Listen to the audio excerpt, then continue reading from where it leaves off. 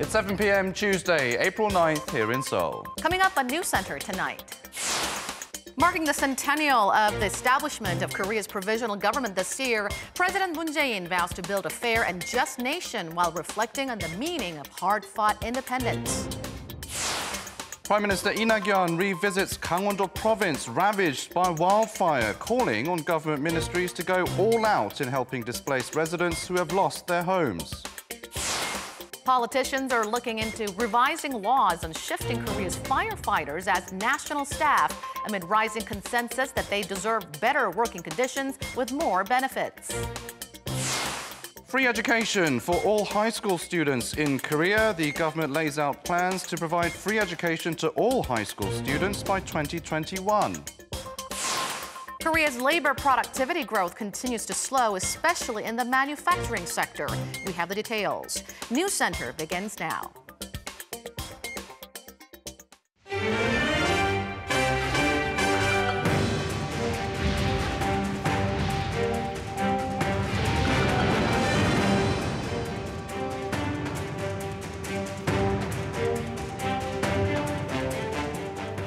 Hello and welcome to Arirang NEWSCENTER. Live from Seoul, I'm Han Daeun. And I'm Do-aram. Thank you, as always, for joining us this evening. Now let's start with the presidential office. President Moon Jae-in says the building of Korea as a nation is not yet complete, vowing to ensure equal opportunities for everyone in order to reach that goal. His remarks come ahead of the centennial of the establishment of Korea's provisional government, which falls on Thursday. We'll begin with Arirang's senior political correspondent, Shin Se-min. Ahead of the 100th anniversary of the provisional government of Korea, President Moon Jae-in praised the work done by the Korean people since then in making the country what it is today. Speaking during a cabinet meeting on Tuesday, President Moon said the provisional government is the origin of today's Republic of Korea. The provisional government was set up a century ago on April 11th in China, while Korea was still under the colonial rule of Japan. And the president today said the country had come a long way in the 100 years since. 대한민국 임시정부는 대한민국의 뿌리이며 지금의 대한민국을 만든 원동력입니다. President Moon highlighted the country's accomplishments, becoming the world's 11th largest economy and the 7th country with a population of more than 50 million people that also has a per capita income of over $30,000 US. But he said the country still has further to go. 지난 100년 대한민국이라는 이름으로 이룬 국가적 성취는 이제 국민의 삶으로 완성되어야 합니다. 국민의 피와 땀으로 이룬 국가적 성취의 과실이 국민 모두에게 돌아가야 합니다. The president added he will do everything he can to build a fair and just nation, which does not force people to make sacrifices. He also promised to tackle economic inequality and polarization and move forward to create an inclusive nation where all people can prosper. Looking towards the future of Korea, the president promised a peaceful denuclearization of the Korean peninsula, adding that his meeting with U.S. President Trump this week will help lead to an early resumption of Pyeongyang-Washington talks. Shin Se-min, Arirang News. Also today, ahead of the 100th anniversary of the establishment of Korea's provisional government, the remains of 3 Korean independence fighters who led movements abroad against Japanese colonial rule were returned to Korean soil. We need to remember the sacrifices of our patriots and open the door for the next 100 years. We have so far received remains of 139 fighters since the liberation in 1946. But we still have a lot more to bring back. South Korean Prime Minister Lee Nak-yeon, during the return ceremony held at Incheon Airport today, expressed respect and gratitude towards those who sacrificed their lives for Korea's liberation. The Ministry of Patriots and Veterans Affairs said the remains were those of independence fighters Lee Jae-soo, Kim Tae-yeon, Kang Yong-gak, returned from California, Shanghai, and Hawaii, respectively. President Moon Jae-in will depart for Washington this Wednesday for the much-anticipated summit talks with U.S. President Trump. They'll meet on Thursday, Washington time. A Blue House official says their main focus will be enticing the resumption of talks between Pyongyang and Washington. Take a listen. This summit is based on the need for both sides to consult with each other and revive the momentum for dialogue after the Hanoi summit. This time in the U.S., the president will continue his top-down approach and will look for concrete ways to achieve the complete denuclearization of the Korean peninsula. The official went on to say that President Moon, prior to the summit, will be sitting down with Vice President Pence, Secretary of State Pompeo, and National Security Chief John Bolton, all separately. Officially, Moon's talks with Trump are considered working level. Following the summit, President Moon is scheduled to leave Washington the same day. Decisions made by Presidents Moon and Trump have drastically changed the situation on the Korean peninsula. In our special series of reports on the upcoming Moon-Trump summit, today we take a look back at the traces and words of President Moon on resolving the North Korean nuclear issue and what he will be looking to achieve going forward. For that, here's our Park Hee-jun. President Moon Jae-in kick-started a peace drive on the Korean peninsula in a speech in Berlin when he made it clear that his goal is to achieve permanent peace. 우리는 북한의 붕괴를 바라지 않으며 어떤 형태의 흡수 통일도 추진하지 않을 것입니다. 통일은 평화가 정착되면 언젠가 남북 간의 합의에 의해 자연스럽게 이루어질 일입니다. 나와 우리 정부가 실현하고자 하는 것은 오직 평화입니다. For that, he said engagement between the two Koreas is crucial. The president's commitment helped bring about the North's attendance at the Pyeongchang Winter Olympics, a series of inter-Korean summits, family reunions, and cooperation in a range of fields. And the South Korean president has vowed to speed up the process this year. 한반도 평화의 길은 지금 이 순간에도 진행되고 있고 올해 더욱 속도를 낼 것입니다. 한반도 비핵화에 대한 약속이 지켜지고 평화가 완전히 제도화될 때까지 긴장을 늦추지 않겠습니다.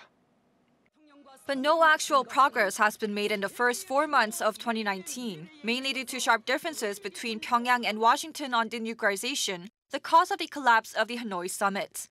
On Thursday, President Moon is expected to work with President Trump to find some middle ground between the different demands on denuclearization so that inter-Korean relations can also move ahead.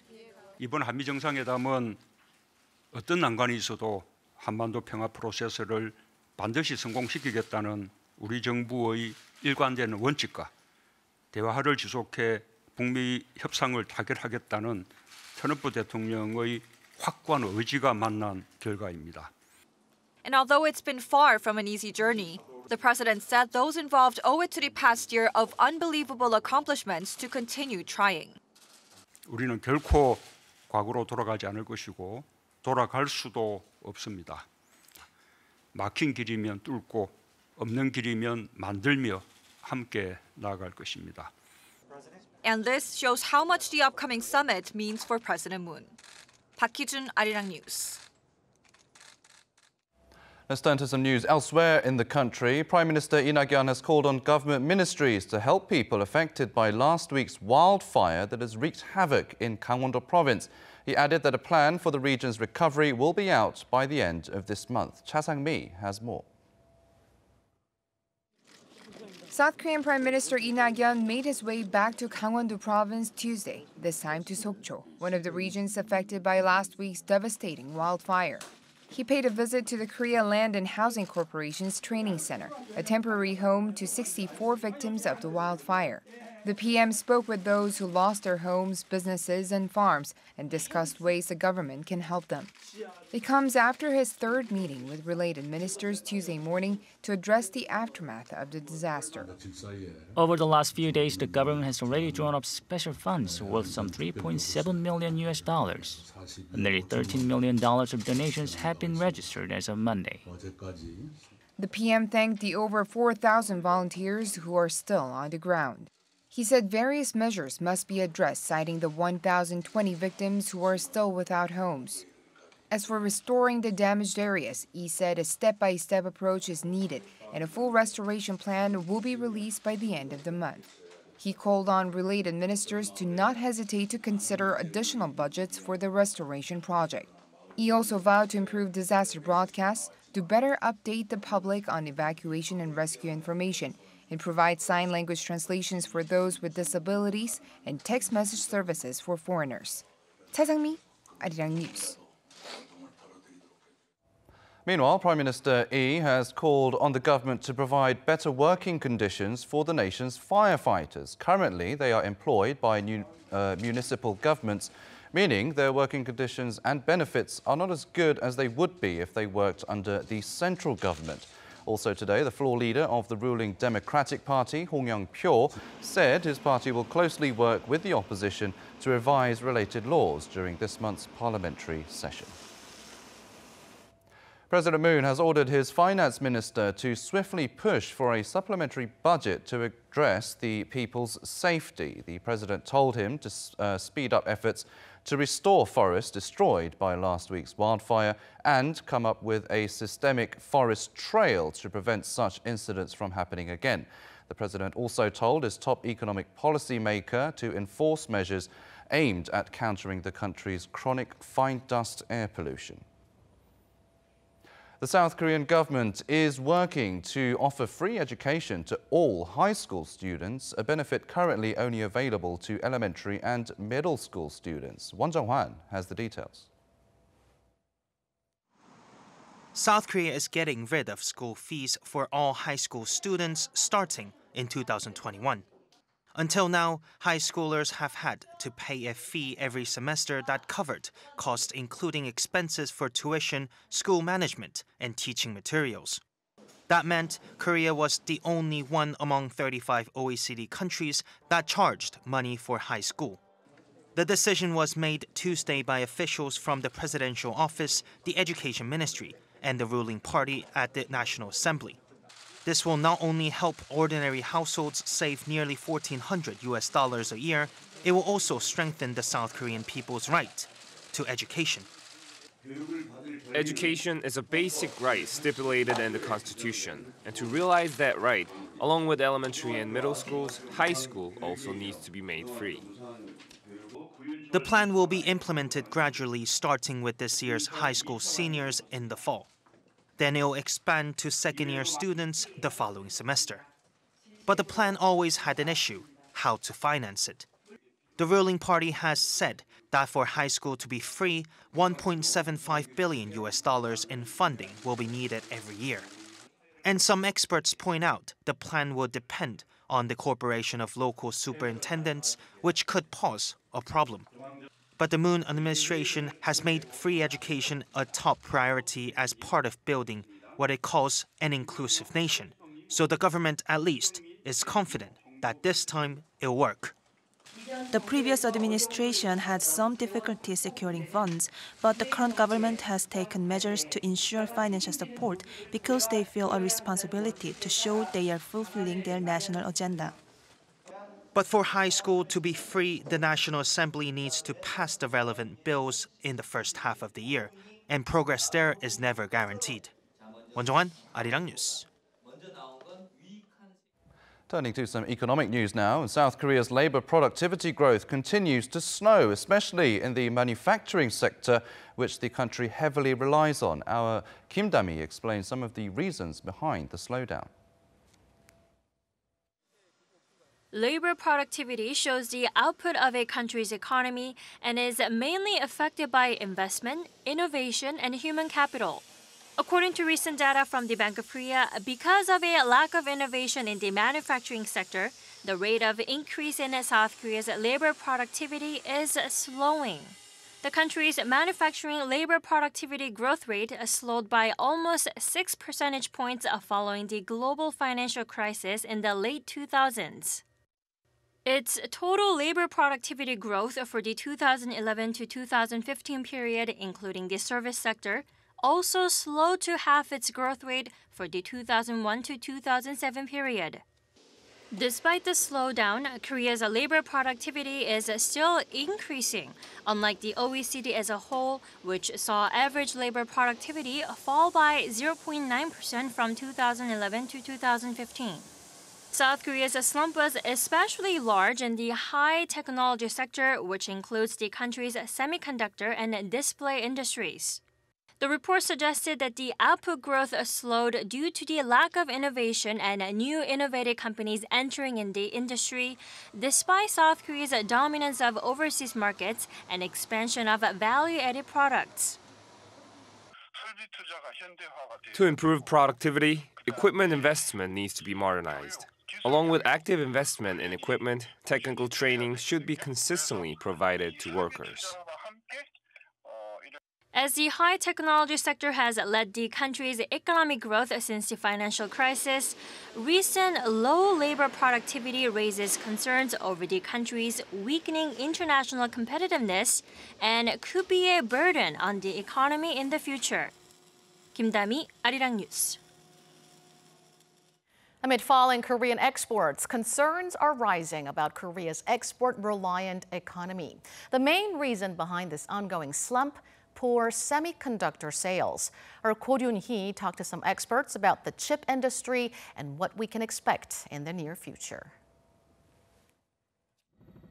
Semiconductor exports, which account for around 20% of Korea's total exports, continue to struggle.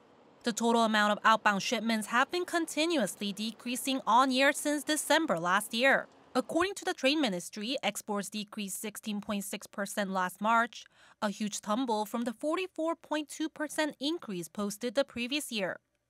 Analysts are pointing to the lower demand for chips due to poor smartphone sales and less investment in data centers as the reasoning behind the decline. Data from China's government-affiliated research institute shows that smartphone shipments to China in February fell to their lowest in 6 years, as consumers held off on making purchases amid a slowing economy. The ongoing trade tensions between the U.S. and China were also attributed to the lack of investment. The decline in demand has also led to the lowering of prices. For instance, the average selling price of one particular type of DRAM chip has been on a continuous decline since the third quarter of last year. So when will this downturn start to recover? An expert in the field says chip sales are likely to pick up in the second half of this year. I expect that the situation will be better in the second half of 2019, but we should be aware of some variables in the future. These include the negotiating process between Washington and Beijing and the development of 5G-related industries. These businesses require storage for a large amount of data, which will lead to an increase in demand of memory chips. And in terms of what chip companies can do until then, analysts say it's time to venture into other sectors outside the memory field, where most of the current investment is being made. Let's take a look at the example of Samsung Electronics. Due to the company's huge success in memory semiconductors, it has not invested a lot in other types, such as system on chips. Also, fostering small and mid-sized companies capable of developing system on chips is important as well.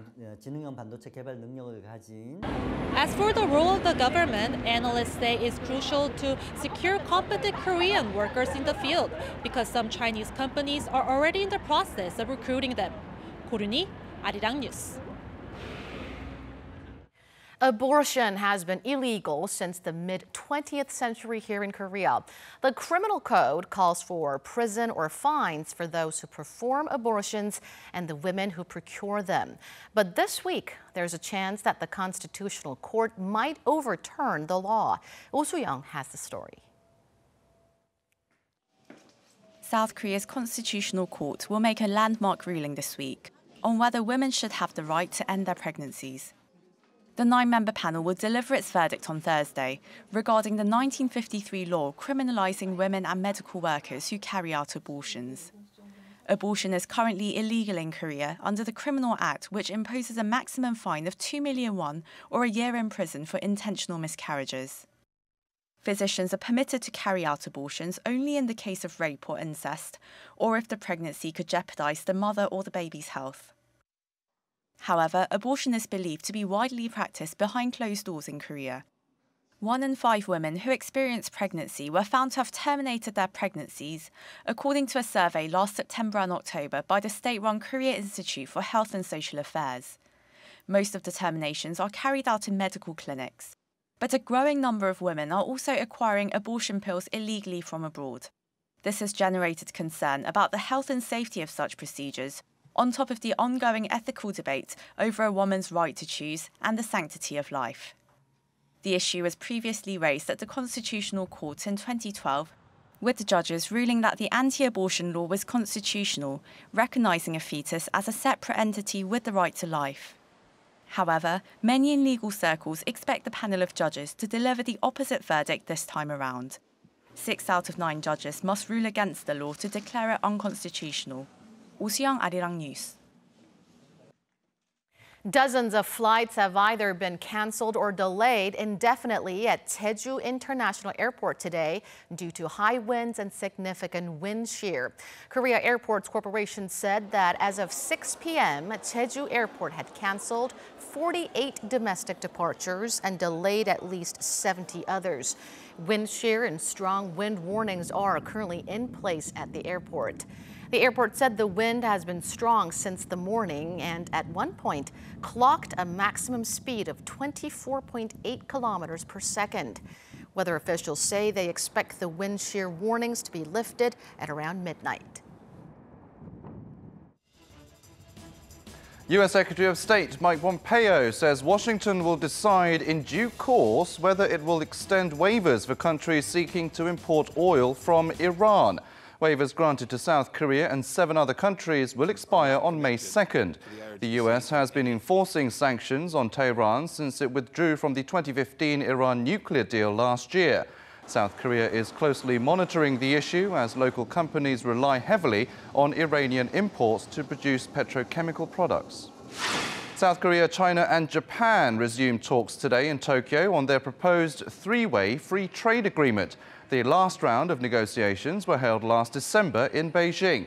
During the 4-day discussions, the 3 sides will review progress on key issues such as opening up their commodities and services markets.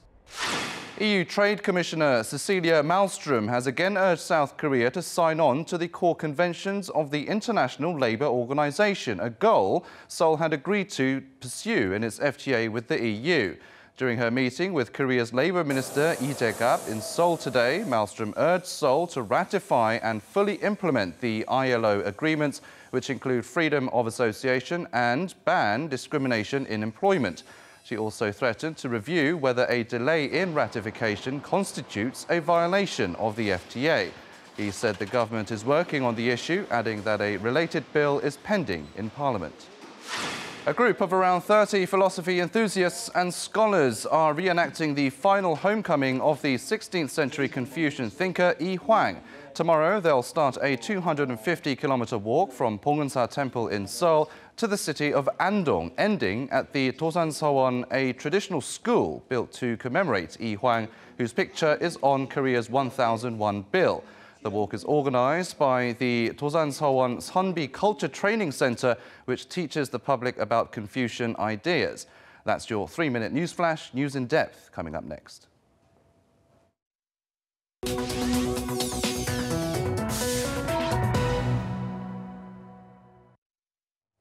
Yes, but before we look at news in depth, let's take a look at some of the digital media content available on Arirang's website and other social media platforms. And today we have another episode of Onni News, where our Seon-kyung takes a closer look at the history behind the establishment of the Korean provisional government. Hello everyone, welcome back to Onni News.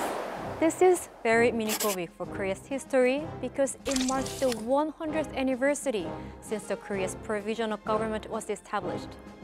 Is this new to you or hard to understand? Let's start our journey back to a century ago in Korea.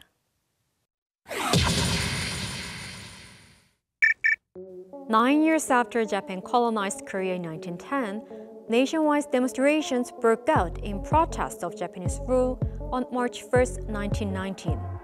That historic event made people realize that the independence movement needed to be more systematic and organized. So, Korean independence activists gathered and established the provisional government in Shanghai. You might wonder, why Shanghai, not Korea?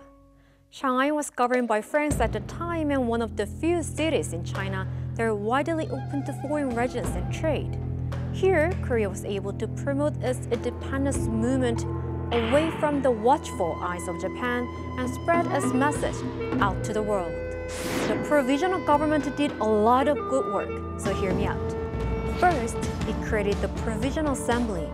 The representatives of that body enacted a provisional constitution guaranteeing sovereignty, freedom, and equality to the Korean people for the first time in the country's history. Considering that Korea was a monarchy, it was a revolutionary change.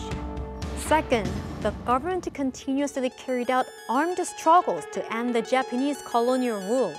Countless patriots sacrificed their lives in the process, and a hero finally emerged and marked a turning point in Korea's independence movement, Yoon Bong-gil. I'll give you 2 keywords, so try to guess how you made it to the front pages of history. A park and a lunchbox. Park? A lunchbox? Was he simply trying to enjoy a quiet meal? Nope, nothing of the kind. He bravely set out to sacrifice himself for his country. On the fateful day at the park, celebrations were taking place to mark Japanese Emperor Hirohito's birthday.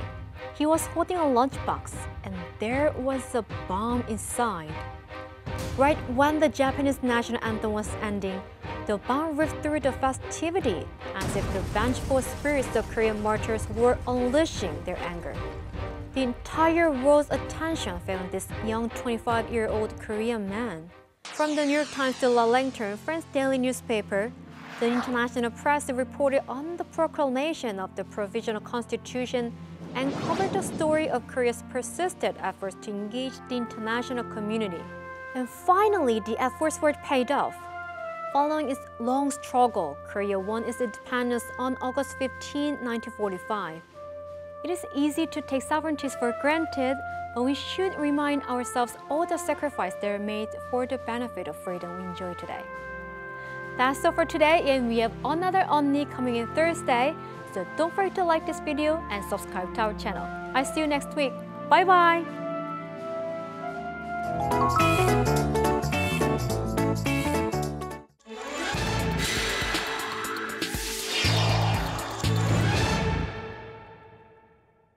South Korea has been waking up to bad economic news for weeks already, with domestic and global economic institutions announcing concerning outlooks for the Korean economy. But a planned supplementary budget, as well as growing optimism on U.S.-China trade talks, are raising hopes that Korea's internal and external risks can be mitigated.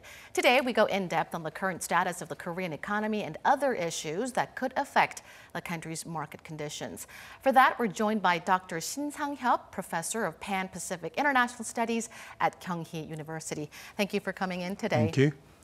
International agencies are giving out gloomy outlooks for the world's economy, and South Korea is not an exception. The Korea Development Institute also assessed South Korea's economy as sluggish.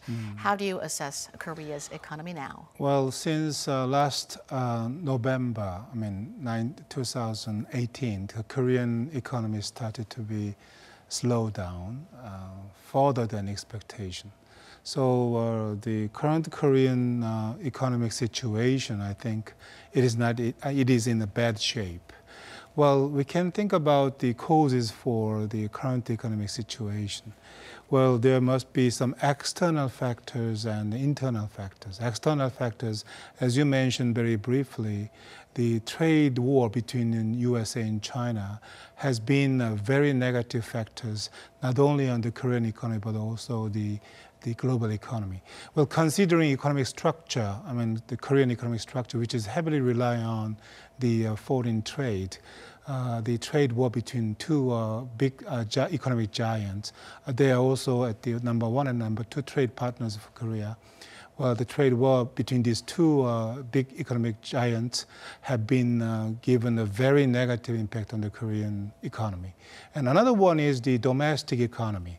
Well, BSI, which is one of the very important macroeconomy index telling the situation of the economy, has been recorded very, dramatic decline since last, December. So I think the consumption of the Koreans have been reduced, and some people criticize the government policies such as 52 work week system and the minimum wage system, but we don't know yet. But certainly we can say that these policies have not been implemented successfully so far. We have to wait further, but because of these kind of things, the domestic Korean economy has been slowed down as well. So in a word, the Korean economy is right now facing quite strong challenges. It's quite concerning. The exact amount of Korea's planned extra budget is yet to be decided, but reports suggest it'll reach up to 6 trillion won. But regardless of the amount, a big slice of the pie is expected to be injected to revamp the nation's sluggish exports. Do you think this is a healthy way to recover the nation's export growth? Well, I think, the government, fiscal policy has been one of the ways to overcome the economic, difficulties. So have the supplementary budget means that the government tried to solve the economic difficulties through the fiscal policy. But the point is this: the government announced that they're considering to have a 6 trillion supplementary budget, and 2 trillion won for solving the fine dust problems, which has been one of the most serious difficulties in Korean society. And second one is that another 2 trillion won, the government tried to spend another 2 trillion won to solve the unemployment, to create more jobs for young Koreans as well as senior Koreans. And the government is planned to assign 1 trillion won to help the ventures and the small and medium-sized Korean companies, I think, which is very important for the revitalization of the Korean economy. And the other one, actually, about 1 trillion won, the Korean government tried to spend this one for the the fire damages caused by fire in the east coast of the Korean peninsula. So I think, 1 trillion won is, I think is not good enough. Large enough, big, to revitalize the Korean economy. But I think it is quite meaningful because the government shows, their efforts to revitalize the Korean economy, so they can give some, make the people have some trust about government policy. I think the economy, to have a very successful outcomes in the economy, mutual trust between the people and the government is very, very important. I think I want to understand the supplementary budget as a first step to build such a kind of mutual trust between the government and the people. But the point, actually, when we look at the remaining budget in 2018, in total remaining budget available to the government for the supplementary budget in 2019 is 1.6 trillion won. That means government should have to issue about 4.4 trillion deficit, make up the bonds, recovery bonds. So we can say that this means what? The government debt increased.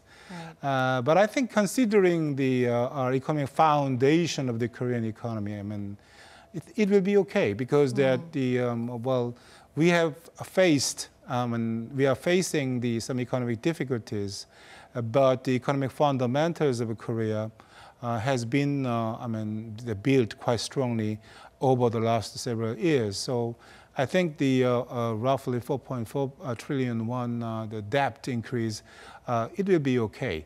But the point which I want to emphasize is that if the situation goes on, for a while, I think it will be some burden on the Korean economy. So What we can do right now is the government just try to, they should make every effort to rebound the sluggish, the Korean economy with all available efforts, I think. So deficit covering bonds will have to be issued to finance the extra budget, but it wouldn't be a huge problem, at least not in the short term. No. The U.S.-China trade talks, which is considered as one of, like you said, one of the major external risks for the South Korean economy, is rather showing some good progress, according to recent reports. And President Trump recently stated that he hinted that it could be wrapped up within the next 4 weeks. Do you think the two sides will be able to reach a deal that soon? We have to wait and see. We don't know exactly what's going on. There must be some opinions that, there was a kind of tactic to give a pressure each other, to reach to an agreement with their intention. But I think the considering report released from both governments, I think it is certain that they made some progress at the trade talks. Well, according to the report, the Chinese government has made some concessions in dealing with the intellectual property right protection, which has been criticized by the USA government, the criticized Chinese government. And the another one is the tariff issues. Definitely, the USA want to, use tariffs as a way to reduce the trade deficit in the trade with China. But Chinese government said no. They insist that you should eliminate tariffs which USA government imposed on about the $50 billion worth of Chinese products. Last year. Immediately as soon as they agreed on the agreement at the trade talk. But USA government emphasized that no, we will consider it. Because that $550 billion worth the products, imposition of the 25% tax on $550 billion Chinese goods is compensation for damages which USA, the companies, they have had in the trade with the China. So it will be one of the hard issues, remaining sticky issues at the trade talk between two countries. But anyway, as I said before, intellectual property protections, and then the enforced technology transfers, in those things, and also increase the imports of the American products such as soybeans and energy products from USA. Those kind of things are the issues. They made progress at the trade talks. Now, you've mentioned in very specific detail about what progress may have been made, but as a whole, do you think, how far do you think the two sides have reached? I think to answer your question, we have to consider the pressures which both countries have had from the global community. Because the USA is #1 economy in the world and China is #2. Because of trade war between these two economic giants, international global trading, the system has been, destroyed it. And then what I mean is that the protectionistic trading environment has been widely spread around the world. So, they had some needs to finalize their talk as soon as possible, because otherwise they will face additional economic difficulties because of the global economic difficulties, crisis. So they have such a kind of needs. Secondly, practically speaking, actually they have the losses because of trade war in the economies. USA has recorded some deficit, reduction in their trade volume, and then China also lowered their targeted economic growth rates in 2019. So certainly they have also the needs, domestic reasons, to finalize the trade talk between at the talk between two countries. Now, the WTO forecasted global trade would slow to 2.6% this year amid the U.S.-China standoff. Would this forecast be valid even if U.S. and China strike a deal sooner than expected? Well, I think the these two countries find a solution. For the difficulties in the trade between two countries, we have to wait and see, because whether the global economy could be revitalized in a short time period. Because, you know, after the trade war started between two countries, as I already explained, trade protectionism has been widely spread. EU and Japan and even Korea, well, we are very concerned about the protectionistic trade environments. And as soon as the trade war between two countries, US and China, ends, maybe the other countries will see the responses from the global economy. What kind of the influences will be given on the global economy from the end of the trade war? The market can respond quite differently from what we expected. So people, many countries will wait the responses from the market coming from the end of trade war between USA and China. So I think we have to wait and see what kind of the real impact will be given on the global economy from the end of the trade war between USA and China. All right, let's see how things unfold. Thank you, Dr. Shin, for your insights today. My pleasure.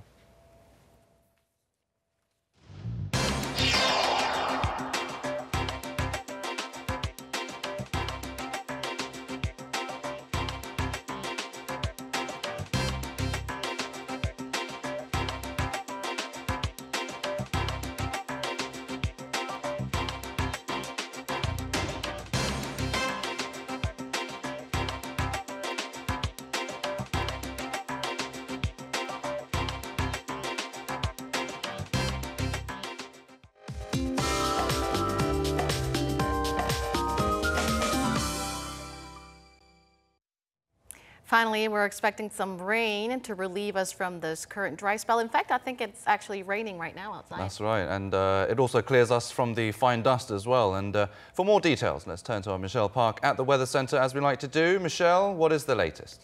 Hi guys, now the rain is expected to affect the whole country by tonight. The central regions will get the least amount of rain, only up to 20 millimeters, while the heavier amount of up to 80 millimeters will fall further south. Now the mountainous regions of Gangwon-do Province could also see some heavy snow. The rainstorm will be accompanied by strong winds, so please stay safe. Now the precipitation will mostly diminish before noon tomorrow, and the nation will be left with cloudy skies. Meanwhile, Beijing will be looking up to brighter skies tomorrow, while Tokyo will see occasional showers.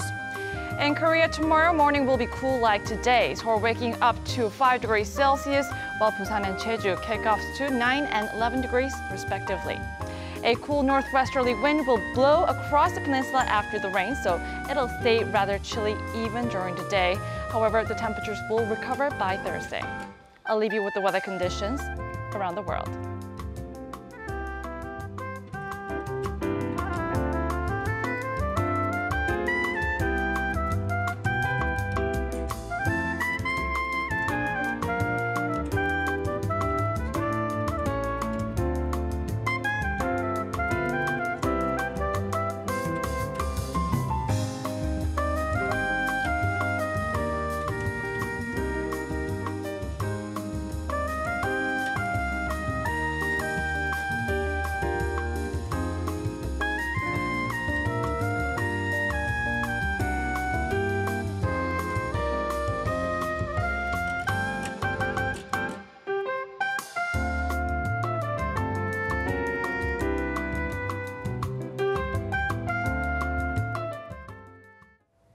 Well, that'll do it for this edition of Arirang News. Thank you, as always, for watching. We'll be back same time tomorrow with the latest domestic and global news. So until then, goodbye.